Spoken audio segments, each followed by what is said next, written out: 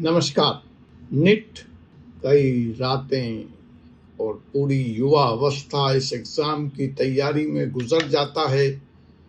फिर भी जी हाँ, देश के क्रीम की बात कर रहा हूँ। एमबीबीएस एडमिशन जो निट के जरिए होता है, निट एग्ज़ाम के जरिए होता है, वह लगातार भ्रष्टाचार का मानक बन गया है। एक तरफ वो छात्र हैं, युवा छात्र, जो अपनी रातें काली करते हैं, दिन को दिन नहीं समझते और रात दिन एक करके इस एग्जाम की तैयारी करते हैं, लेकिन बदले में ले जाते हैं सीट कौन? जिनके जेब में होता है माल। और माल कितना चाहिए निट क्वालिफाई करने के लिए? 50 लाख रुपए।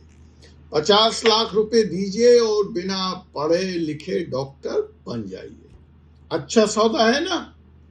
तो जनाब, मैं एमबीबीएस सीट की बात कर रहा हूं और निट एग्जाम में घोटाले की बात कर रहा हूं। पूरा का पूरा सिस्टम इस वक्त बिक चुका है। तो आइए आज के अपने इस कार्यक्रम में, लीगल एपिसोड में, मैं doctor Jay Kumar Pandey, advocate, Supreme Court of India, और आपके इस कानूनी चैनल का होस्ट, जहां कानून, सच और सिस्टम की असली पोल खुलती है, ले चल रहा हूं निट घोटाले के इस कहानी की तरफ। आज हम बात करने वाले हैं 2024 के सबसे बड़े शिक्षा घोटाले की। NEET UG exam, undergraduate MBBS के लिए एग्जाम होता है, जहां पैसे के दम पर निट की सीट बेच दी गई। हाँ दोस्तों, 50 लाख रुपए दीजिए और सीट आपका। पूरा पेपर लीक, फेक टॉपर्स, और इसके पीछे काम करने वाला है एक पूरा सिस्टम, राष्ट्रव्यापी नेशन वाइड सिंडिकेट, जिसे सीबीआई ने पकड़ लिया है, जिसे एक्सपोज किया है। आज के इस वीडियो में हम समझेंगे उनकी कारगुजारियों को, उनके षड्यंत्र को, उनके कार्य प्रणाली को, इस स्कैम के पूरे ब्रेकडाउन को। हम यह भी समझेंगे कि आईपीसी, जो कि आज की बीएनएस बन गई है, उसके किस किस धाराओं में केस दर्ज हुआ है, और अगर अपराध प्रमाणित हो जाए तो इन घोटालेबाजों को क्या सजा मिलेगी। हम यह भी जानेंगे कि सीबीआई की इन्वेस्टिगेशन रिपोर्ट क्या कह रही है, और सबसे जरूरी कि आखिर क्या किया जाए कि मेहनत करने वाले छात्रों को उनका मेहनत का फल मिले और इस तरह के घोटाले रुक जाएं। तो इस वीडियो में आप अंत तक बने रहिए, क्योंकि यह एक सिर्फ स्कैंडल नहीं है, एक वार्निंग भी है भारत के एजुकेशन सिस्टम की। 2024 निट एग्जाम में 20 लाख से ज्यादा स्टूडेंट्स ने एग्जाम दिया, लेकिन कम से कम 150 स्टूडेंट्स ने इस पेपर लीक का फायदा उठा लिया। यह सब कैसे हुआ, कौन करता है? यह एक ऑर्गेनाइज्ड पैन इंडिया सिंडिकेट था, जिसमें गुजरात, बिहार, महाराष्ट्र, कर्नाटक और दिल्ली जैसे राज्यों के माफिया एक्टिव थे। सीबीआई के मुताबिक स्टूडेंट को 15 लाख से लेकर 50 लाख तक रुपए में क्वेश्चन पेपर एडवांस में दे दिया गया। कुछ स्टूडेंट के लिए एमबीबीएस का मतलब बन गया MBBS। ये हो गया money buys medical seat, MBMS। MBBS का फुल फॉर्म उनके लिए यह था। तो साहब, यह जो सूत्रधार हैं इस कहानी की, और इस कहानी का जो मेन है, उसकी रूट्स हैं राजकोट से, गुजरात से। रॉयल एकेडमी चलाने वाले सज्जन ने सबसे पहले पेपर लीक किया, और इतने से भी जिसकी बात नहीं बनी, वहां एमबीबीएस स्टूडेंट्स को लाकर पेपर को सॉल्व भी करा दिया गया एग्जामिनेशन हॉल में बैठ करके। व्हाट्सएप ग्रुप पे एक दिन पहले पेपर सर्कुलेट हो गया। और इतने से भी अगर बात नहीं बनी तो जो OMR सीट्स, मतलब टेक्निकल भाषा में OMR, सामान्य भाषा में आंसर सीट्स, एग्जाम हो जाने के बाद भी मैनिपुलेट कर दिया गया। इस पूरे प्रोसेस में कोचिंग कंसल्टेंट से लेकर के CBSE के ऑफिशियल तक की मिलीभगत सामने आई है।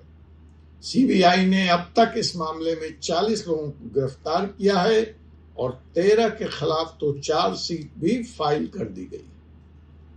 और यह सब एक साल से नहीं, CBI का कहना है पिछले कई सालों से चुपके चुपके चल रहा था। यह अलग बात है कि CBI की नजर इस पर आज पड़ी, 2024 में पड़ी। स्कैम में शामिल बड़े नाम भी नंगे हो गए। विपुल तेड़िया, ये गुजरात के जाने माने एजुकेशनल कंसल्टेंट हैं जो MBBS में एडमिशंस कराते हैं छात्रों का। राजेश पेठानी रॉयल एकेडमी राजकोट के कोचिंग के मालिक हैं। संजीव मुखिया बिहार से मास्टरमाइंड, जो अभी गिरफ्तार नहीं हुए हैं, CBI जिनकी तलाश कर रही है। वैसे बिहार के डॉक्टर रंजीत डॉन का नाम कौन नहीं जानता। उन्होंने ऐसी ही MBBS की सीटों के साथ नया कीर्तिमान स्थापित किया था और वो अपने जेब से डॉक्टर्स के सर्टिफिकेट निकालते थे, बनाते थे। उनके बनाए हुए डॉक्टर आज भी न जाने किन किन अस्पतालों में सेवा दे रहे हैं। पंकज कुमार, ये NIT जमशेदपुर के सिविल इंजीनियर हैं। यह भी इस धोखाधड़ी में, इस पेपर लीक कांड में शामिल है। CBSE के ऑफिशियल भी इस मसले में, इस कांड में शामिल है। यह स्कैम सिस्टम के अंदर तक पूरा के पूरा घुसा हुआ था। अब अगर IPC के तहत हम बात करें तो फिलहाल जो धाराएं CBI ने लगाई हैं वो IPC की धारा 420 निसंदेह चीटिंग, IPC की धारा 406 criminal breach of trust, IPC की धारा 120B क्रिमिनल कॉन्स्पायरेसी। इसलिए 40 से ज्यादा लोग नामजद हैं। लेकिन नए कानून के तहत अगर हम बात करें तो BNS की सेक्शन 316 चीटिंग और fraud, BNS section 336 breach of trust और BNS सेक्शन 61 क्रिमिनल कॉन्स्पायरेसी। साथ ही इसमें यह भी धारा लगेगी public examination prevention of unfair means act 2024, जिसके तहत 10 साल तक की जेल है। परीक्षाओं में, खास करके परीक्षा प्रतियोगिता परीक्षाओं में इस तरह से पेपर लीक को देखते हुए सरकार ने 2024 में यह विशेष कानून लाया, public examination prevention of unfair means. लेकिन सख्ती के बावजूद कांड में कमी नहीं आया। इधर 2024 में कानून आया और उधर 2024 में बदस्तूर नीट का एग्जाम जारी रहा। फीस बढ़ गई। जो काम पहले 10-20 लाख में होता था अब वह 50 लाख में हुआ। यह अलग बात है कि public examination prevention of unfair means act 2024 न सिर्फ 10 साल के जेल तक की बात करता है बल्कि 1 करोड़ के फाइन की भी बात करता है। लेकिन अपराधियों के हौसले बुलंद हैं, उनकी सेहत पे कोई फर्क नहीं पड़ा। सुप्रीम कोर्ट ने इस मामले का संज्ञान लिया और कहा पेपर लीक हुआ है लेकिन पूरे इल्जाम में नहीं हुआ है। सुप्रीम कोर्ट ने एक लिमिटेड लीक को माना है। सिर्फ यह सारा खेल सिर्फ कुछ स्टूडेंट तक ही सीमित रहा है, इसलिए री एग्जाम नहीं होगा। पब्लिक अलग बात है कि सुप्रीम कोर्ट के इस निर्णय से नाखुश है, बहुत गुस्से में है और सुप्रीम कोर्ट के इस डिसीजन का विरोध कर रही है। नीट 2024 स्कैम सिर्फ एक स्कैंडल नहीं है, यह पूरे सिस्टम के कोलैप्स हो जाने की कहानी भी बताता है। अगर रिफॉर्म्स प्रतियोगिता परीक्षाओं में अब भी नहीं हुआ, अगर भ्रष्टाचार प्रतियोगिता परीक्षाओं में अब नहीं रुका, तो अगली बार एम्स का डॉक्टर सर्जरी नहीं गूगल सर्च कर रहा होगा। जरूरी रिफॉर्म्स की कुछ अहम शर्तें हैं जो इंट्रोड्यूस होनी चाहिए। वो ब्लॉकचेन बेस्ड एग्जाम डिलीवरी होनी चाहिए, एआई सर्वेलेंस इंट्रोड्यूस कीजिए, सिक्योर ओएमआर इवोल्यूशन इंट्रोड्यूस होना चाहिए और एनटीए का तो ऑडिट मस्ट है, नेशनल टेस्टिंग एजेंसी का। बार बार इस संस्था पर सवाल उठ रहे हैं, बार बार इस संस्था की कार्यप्रणाली पर प्रश्न चिन्ह लगाए गए हैं और जो लोग इस भ्रष्टाचार का खुलासा करते हैं उनके सुरक्षा की गारंटी भी होनी चाहिए, व्हिसिल ब्लोअर प्रोटेक्शन लॉस। तो दोस्तों, अब आप बताइए कि क्या इस देश में 50 लाख में एमबीबीएस की सीट बिकनी चाहिए? तो बिक ही रही है डोनेशन वाला। तो ये जो एग्जाम है मेरिटोरियस लोगों के लिए, वैसे लोगों के लिए, गरीब लोगों के लिए जिनके पास पैसा नहीं है, क्या उनको भी अब 50 लाख रुपए देकर सीट खरीदना होगा? इस देश में मेरिट का कोई मतलब नहीं रह जाएगा।